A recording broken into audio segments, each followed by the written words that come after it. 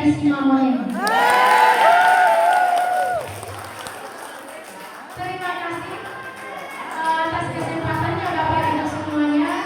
Izinkan saya membagikan praktik lain saya dengan topik membawa matematika dari ruang kelas ke dunia nyata.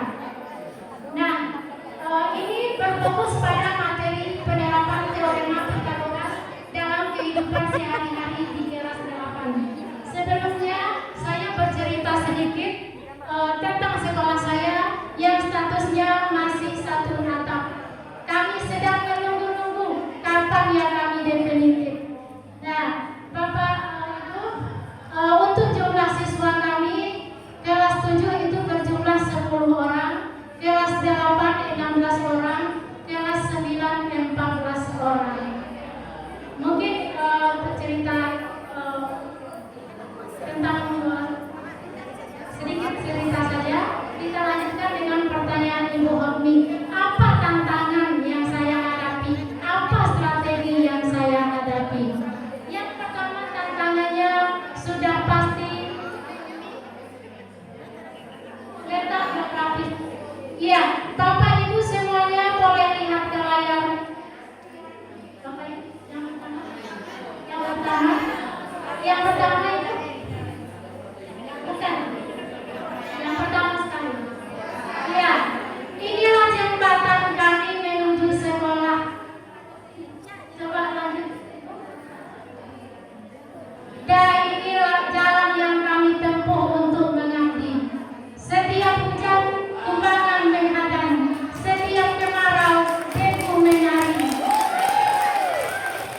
Jika naik motor, nafas jantung terasa berhenti. Terpaksa kami sering jalan kaki. Dan jalan yang mendaki menurun. Kalau mendaki, nafas ngos-ngosan. Kalau menurun, beban terasa berat. Jadi sampai di sekolah, kami sudah letih dan lelah. Bapak Ibu semuanya, untuk strategi dari kami, seperti tadi kalau tidak memungkinkan naik motor, ya kami jalan kaki. Untuk strategi lainnya, mungkin Bapak Bupati ya di ya. Kemudian hambatan tantangan selanjutnya adalah akses internet belum ada, jaringan listrik jarang menyala. Ini hadiah untuk kami. Listrik menyala pada hari guru. Mudah-mudahan untuk selanjutnya tetap menyala.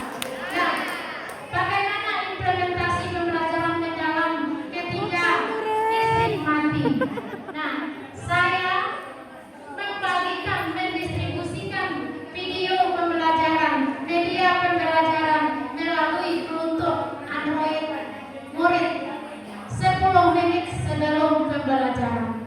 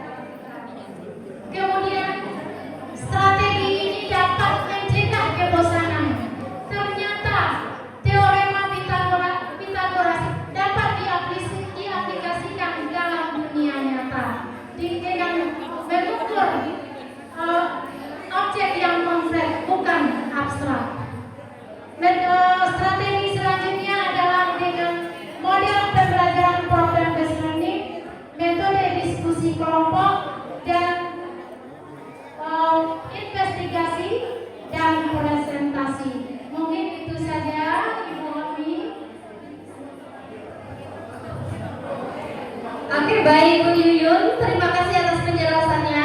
Pertanyaan saya selanjutnya, apa dampak yang Ibu rasakan mungkin dilihat dari hasil pembelajaran setelah Ibu menerapkan prinsip-prinsip implementasi pembelajaran mendalam di kelas Ibu?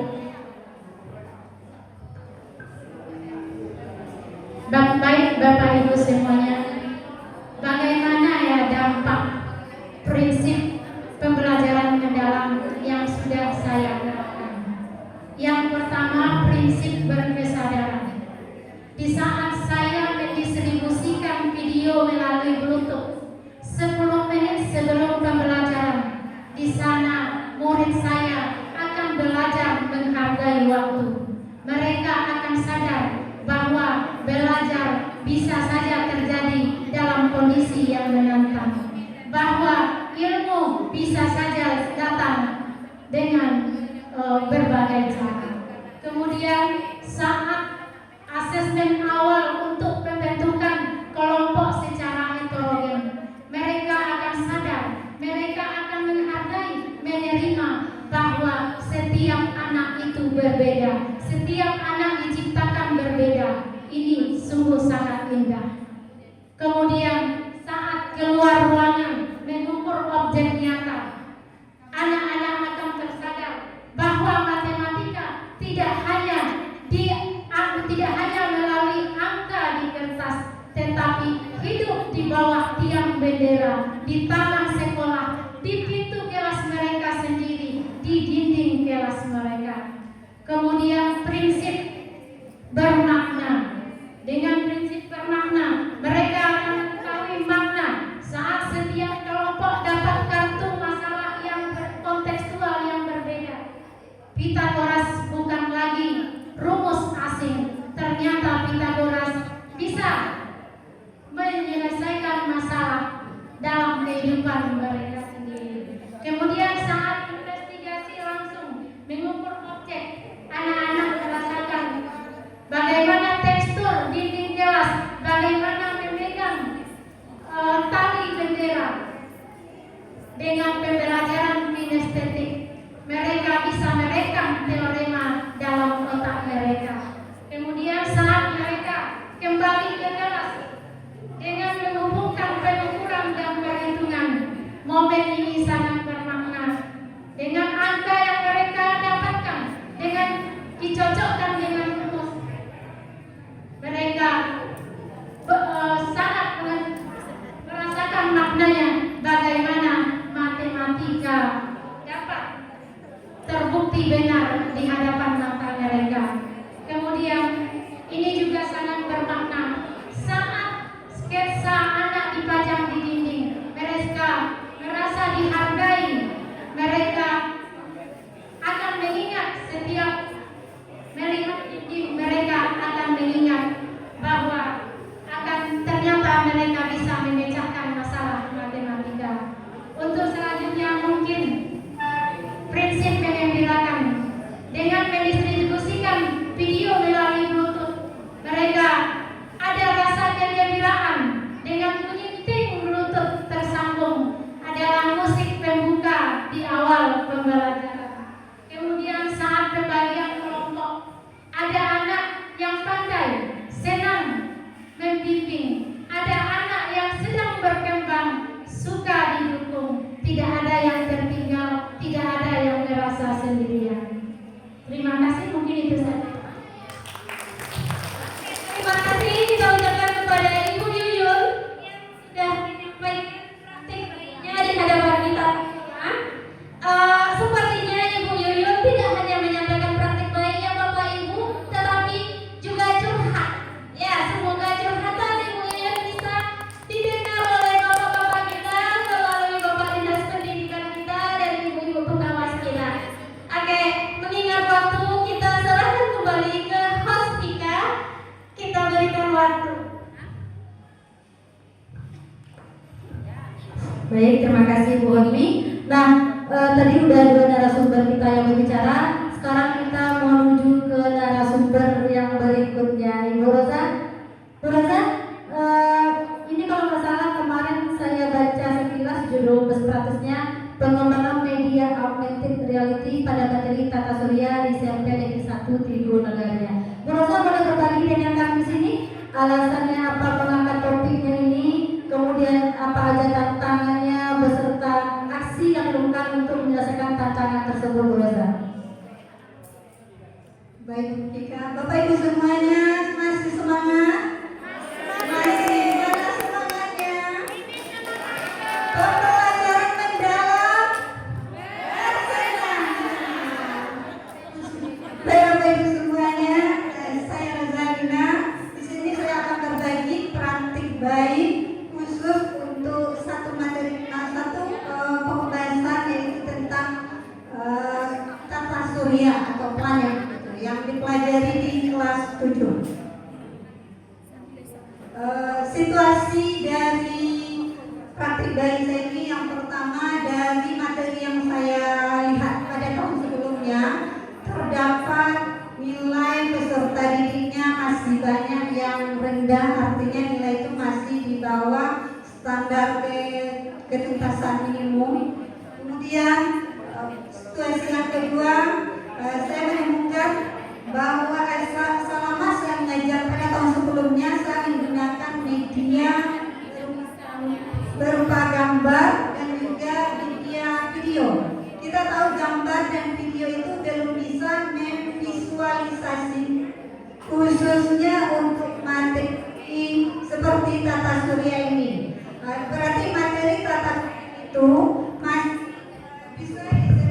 masih tergolong abstrak bagi anak-anak. Jadi itu situasi keduanya. Untuk situasi yang ketiga, karena mungkin masih dengan materi, dengan media pembelajaran, jadi saya perhatikan motivasi dan partisipasi peserta didik itu masih rendah.